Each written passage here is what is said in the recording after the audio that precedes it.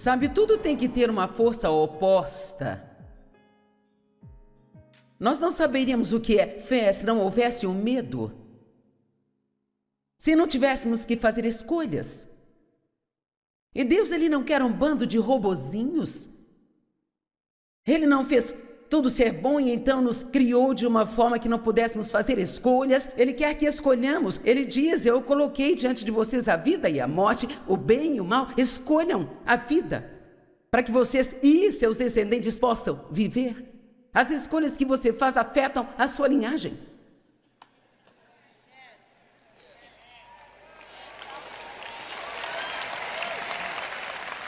Existe o bem e o mal. Nós não conheceríamos o bem se não houvesse o mal no mundo. Nós nem saberíamos o que ele é. Não saberíamos o que é a luz se não houvesse escuridão.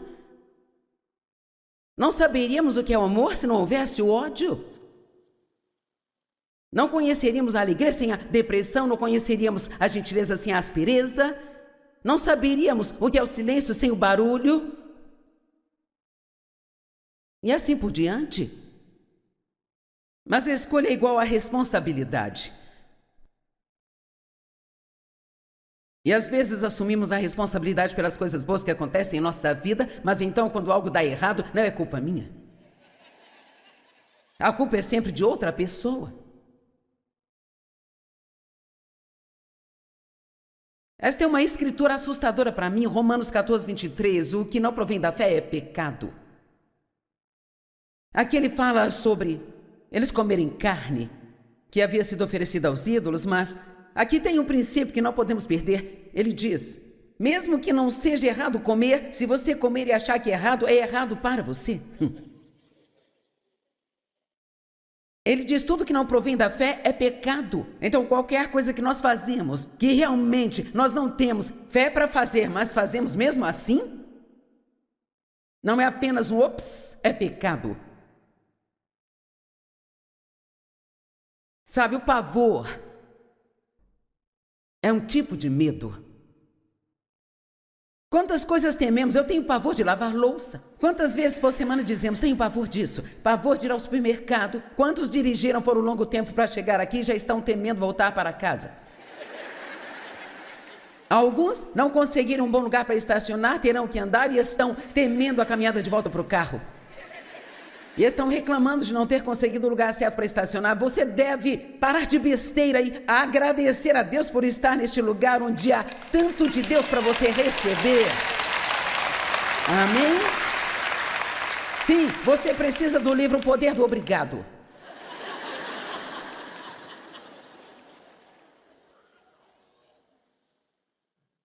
E se você acha que sou dura com você, saiba que sou dura comigo mesma. Pavor e remorso, ambos são inúteis porque eles não estão no presente. Lamentamos as coisas que fizemos no passado sobre as quais nada podemos fazer e tememos as coisas do futuro que teremos que fazer de qualquer jeito. Então por que temer? O diabo ama quando você teme as coisas. Você pode se divertir, não importa o que faça. Eu levei muito tempo para aprender isso. O Dave é o tipo da pessoa que sempre se diverte. Sempre. Às vezes, quando eu não acho graça, ele acha graça e se diverte. E quando éramos jovens e tínhamos filhos pequenos, ele ia ao supermercado, nós tínhamos um carro, e então ele ia ao supermercado e levávamos todas as crianças. E era um pesadelo para mim. E nós só tínhamos uma certa quantia de dinheiro, e eu acho que era $70 para 2 semanas de mantimentos, então eu recortava todos os cupons que encontrava, levava uma calculadora e calculava tudo que eu comprava e... Você sabe como somos, pegamos tudo o que parece bom, nunca vá ao supermercado com fome, é um erro muito grave. Ir ao supermercado com fome. E se você prestar atenção na maneira como eles organizam a loja, todas as coisas que você realmente precisa estão lá no fundo. O leite, os ovos, o queijo, todas essas coisas ficam nos corredores, bem longe de onde você entra, e assim você já terá gasto muito dinheiro quando chegar lá. Isso é uma estratégia para você gastar mais do que pode. E se você é uma daquelas pessoas que eu costumava ser, você pega as coisas do carrinho que não pode pagar por elas e em vez de voltar e colocá-los onde você deveria, você coloca o alface com desinfetante, a carne com detergente e por aí vai. Amém? E você diz, que tipo de pessoa louca deixa um pé de alface com detergente? Eu te respondo, eu fazia isso.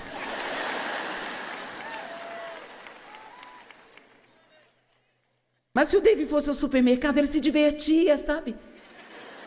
Ele tem 1,90 m, então ele consegue ver as coisas que eu não consigo ver. Ele entrava num corredor e conseguia me ver, mas eu não conseguia vê-lo.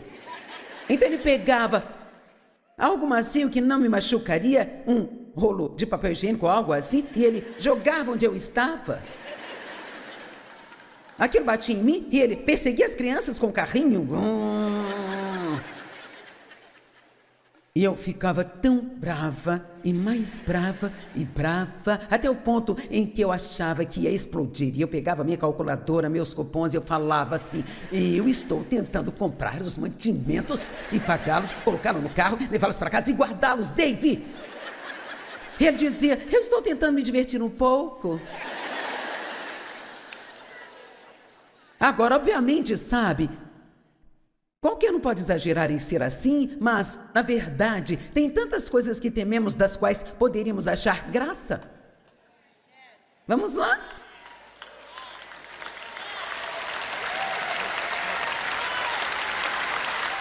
Vamos, eu estou com dor nas costas, não me faça trabalhar demais. Dói bem aqui, ó. Bem aqui.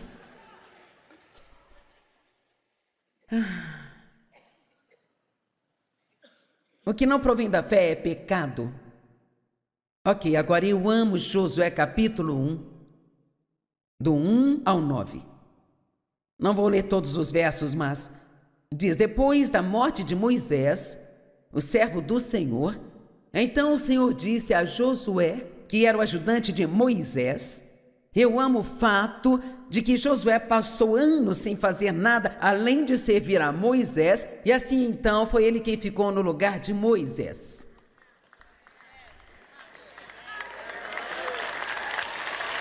E você diz, bem, eu sou apenas um servo. Bem, Jesus disse, o maior de todos é o que serve a todos. Amém? Então ele tomou o lugar que era de Moisés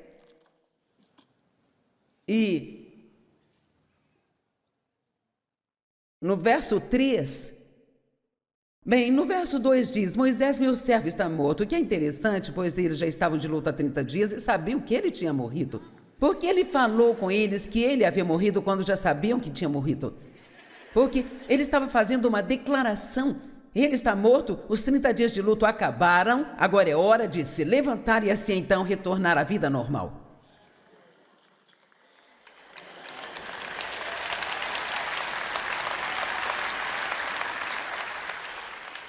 Moisés está morto. É hora de voltar ao trabalho. Agora você e todo o povo prepare-se para atravessar o Jordão para a terra que eu vou dar a vocês. Então ele diz, e eu gosto mais dessa tradução, então vou ler essa que eu gosto tanto. Todo lugar onde a planta dos seus pés pisarem, tudo isso eu já tenho dado a vocês. Sabe o que isso significa? Significa que antes de mim, Deus já providenciou tudo para que eu possa ter uma vida maravilhosa. E você também, uma vida maravilhosa para você. E ainda que você tenha estragado o plano A, porque Deus é Deus, Ele pode fazer o plano B ser melhor. Você diz, eu estraguei a minha vida. Não. Deus é Deus, Ele pode fazer o que Ele quiser. Então, mas Ele diz, todo lugar onde você colocar a planta dos seus pés, tudo isso eu já tenho dado a vocês. Deus já deu, mas temos que ir buscar, sabe? Vocês estão comigo? Deus já deu a você, mas você tem que ir e buscar.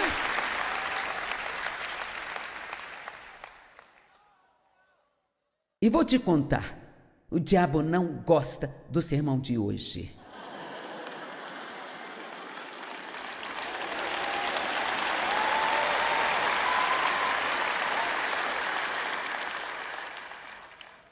Verso 5. Ninguém será capaz de ficar contra ti todos os dias da tua vida. Como eu estava com Moisés, assim eu estarei contigo, e eu nunca te deixarei nem abandonarei. Agora, há uma grande mensagem aqui. Ele não disse, saia já daí, Josué, eu quero que você seja como Moisés.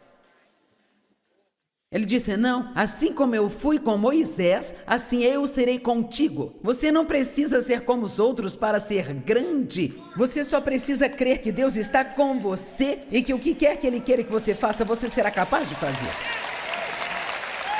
Graças a Deus eu não tenho que ser como mais ninguém. Eu sou livre para ser eu e você é livre para ser você.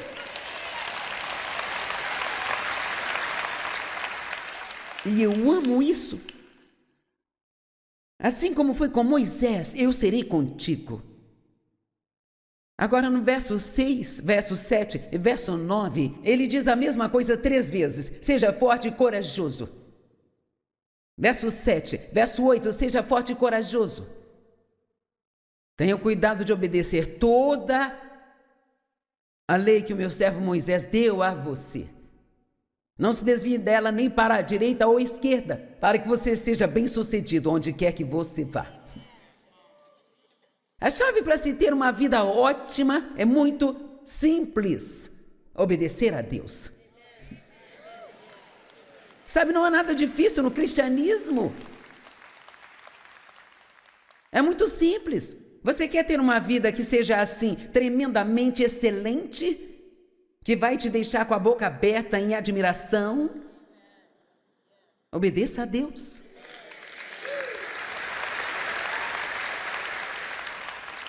Faça o que Ele manda, quer você goste ou não, quer você queira ou não, quer você concorde ou não. Adote uma atitude.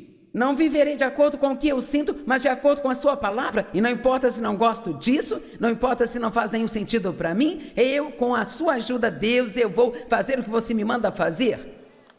E eu posso te garantir, qualquer um que fizer isso, a sua vida vai mudar totalmente. Não há nada de ruim que tenha te acontecido que Deus não faça cooperar para o seu bem.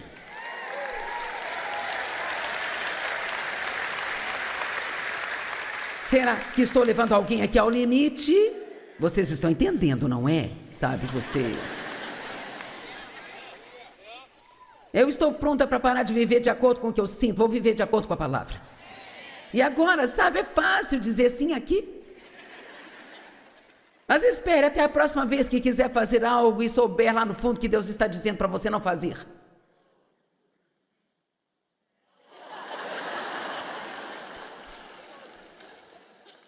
Todo mundo está indo ver aquele filme que você sabe que não deveria assistir. Mas você não quer que pensem que você é um louco por Jesus. Não quer, você não quer que ninguém pense. Por que você se importa com o que eles pensam?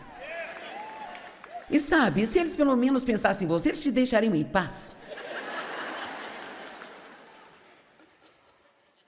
Sim, você pode passar a noite sozinho em casa, mas você vai se sentir tão bem de manhã porque você obedeceu a Deus. Quero te dizer que a obediência aprendida nas pequenas coisas da vida. As pequenas coisas da vida. E você me ouve contar as minhas histórias e você acha tão engraçado, sabe? Mas honestamente foi aí que eu aprendi. Você não precisa ir para a faculdade de teologia, se não pode se dar ao luxo de ir ou não é a coisa certa para você. Se for, vá, mas se não, você pode ir para a escola do Espírito Santo, onde quer que você vive. E tudo que você precisa fazer é dizer ao Senhor esta noite: eu quero me matricular na escola do Espírito Santo. Quero me matricular na sua escola e fico feliz em começar no jardim de infância, se este é o meu lugar. Mas eu quero me matricular na sua escola, eu quero aprender a ser um verdadeiro cristão. Amém? Sabe, Deus disse a eles para entrar e possuir a terra. E Deus quer que você possua as promessas. Mas sabe o que a palavra possuir significa, se você buscar? Significa ir e desapropriar os atuais ocupantes. Agora, a Bíblia diz que havia uma rota mais curta por onde Deus poderia tê-los levado à terra prometida. Mas os levou pela rota longa e mais difícil porque eles não estavam prontos para a guerra. Cara, há uma lição no que eu vou lhes dizer aqui. Eles vagaram por lá fora no deserto. Eles precisavam do poder do obrigado, porque tudo que faziam era murmurar. Eles vagaram pelo deserto por 40 anos, tentando fazer uma viagem de 11 dias. E sabe, se você ler isso, cada cidade que eles possuíam, tinham que lutar e desapossar os atuais ocupantes. Jericó, a primeira cidade que tomaram, eles a possuíram, mas tiveram que primeiro desapossar as pessoas que lá estavam. Eles tiveram que guerrear. Davi foi ungido para ser rei 20 anos antes de usar a coroa. E o que ele fez nesse meio tempo? Teve que lutar contra Golias. Você terá que aprender a derrotar o diabo. E sabe como você faz isso? Bem, sentindo medo, mas fazendo as coisas mesmo com medo.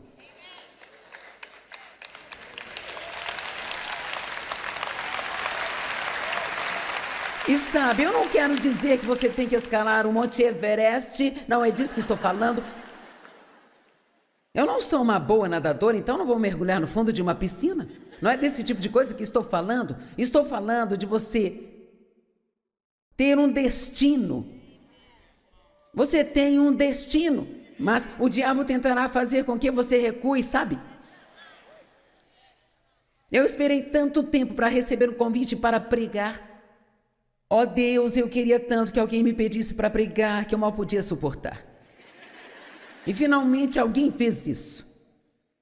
Eu recebi dois convites seguidos. Eu ia ao Colorado, de lá eu iria para a Flórida. No Colorado eu estaria pregando com um pregador muito famoso, muito conhecido, e eu estava muito feliz porque eu sabia que ele levaria uma grande multidão. Bem, ele cancelou. E houve uma nevasca. E havia só eu e mais algumas poucas. Quero dizer, um tiquinho de pessoas. Bem, eu fiquei tão desanimada. E então o diabo me disse assim: quem você pensa que está enganando? Você não foi chamada para fazer nada. Você inventou tudo isso e é pura bobagem. E então eu fui para Jacksonville, Flórida, e tinha cerca de 900 pessoas nessa conferência, e eu só fui convidada porque o amigo de um amigo do amigo de um amigo de um pregador cancelou na última hora, e então, desesperados, eles me escolheram. E eu não era uma das principais pregadoras, era só um workshop.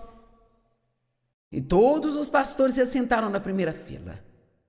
E havia o reverendo fulano de tal, e o bispo cicrano, e a profetisa Beltrana, e a Joyce de Fenton. Mas eu já me sentia tão grande, sabe? E pediram a todos os pregadores do workshop para subir e falar por uns 3 minutos sobre o que eles iriam falar no dia seguinte no workshop. E eu estava com tanto medo. E quando me levantei para falar, eu abri a minha boca, e quando tentei dizer alguma coisa, só saiu um grunhido dela. Tipo... Quando você está com medo, a garganta seca, e você tem vontade de ir ao banheiro e transpira. e tudo fica uma bagunça. E o diabo gritava no meu ouvido: se você tivesse algum senso, você pegaria suas coisas e sairia daqui, voltaria para Fento e nunca mais tiraria sua cabeça de lá. Quem você pensa que é? Olha lá aquela profetisa e o profeta, o reverendo e a Joyce.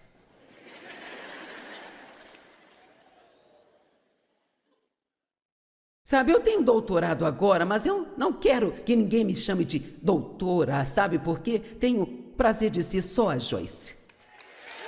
Apenas eu, amém?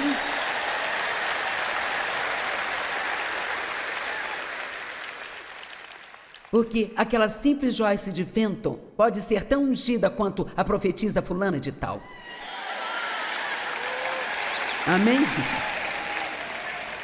E ali eu tinha uma decisão a tomar, que era uma decisão que alteraria o destino.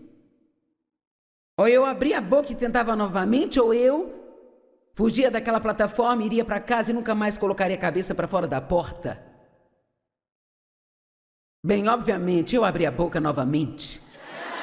E aqui estou eu. Amém.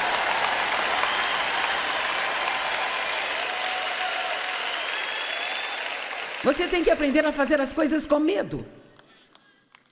Eu conto uma história no meu livro, eu vou contar para você e então vou encerrar. Havia uma mulher, uma história real. Ela tinha basicamente perdido sua vida por causa do medo. O medo tinha roubado tudo dela, sabe? Ela não saía à noite, tinha medo do escuro, ela não dirigia, tinha medo do trânsito, medo de ficar perto das pessoas, então ela vivia uma vida solitária e sabe, tudo nela era medo, medo, medo, medo, medo. E ela era cristã. E sabe, a Bíblia diz claramente que Deus não nos deu um espírito de medo, mas de poder e amor e uma mente sã e bem disciplinada.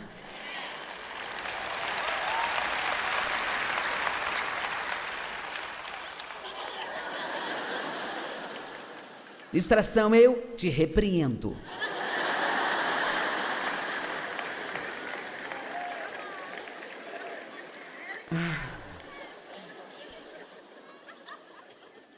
Então, uma amiga dela cristã foi lá e ela estava sentindo pena de si mesma. Eu estou com tanto medo, o medo rouba tudo de mim.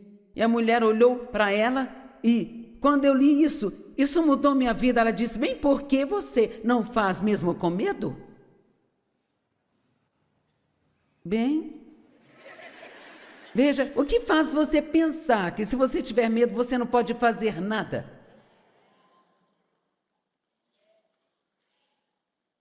Sabe o que é coragem? É seguir em frente diante do medo.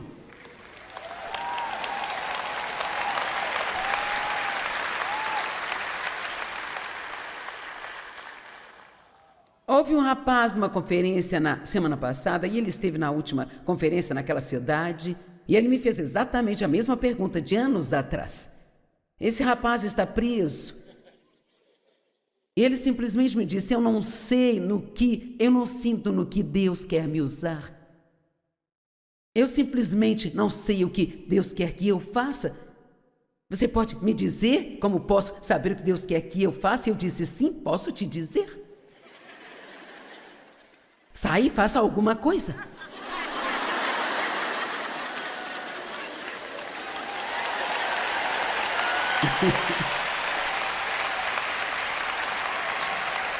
E se isso não funcionar, você cometeu um erro. Você dá um passo para trás e você diz: bem, não era isso? E na próxima oportunidade que aparecer, tente de novo. É como se preparar para uma festa. Veja, eu estou em uma festa agora porque estou fazendo o que Deus me chamou para fazer. Eu estou me divertindo muito. Estou me divertindo tanto aqui em cima. Eu prefiro fazer isso do que qualquer coisa. Eu prefiro fazer isso do que qualquer coisa no mundo. Mas eu tentei outras coisas. Tentei evangelismo de rua e odiei. Tentei trabalhar no berçário e as crianças odiaram. Eu até limpei a casa do meu pastor, odiei isso também. Eu tentei ser sua secretária e eu fui demitida.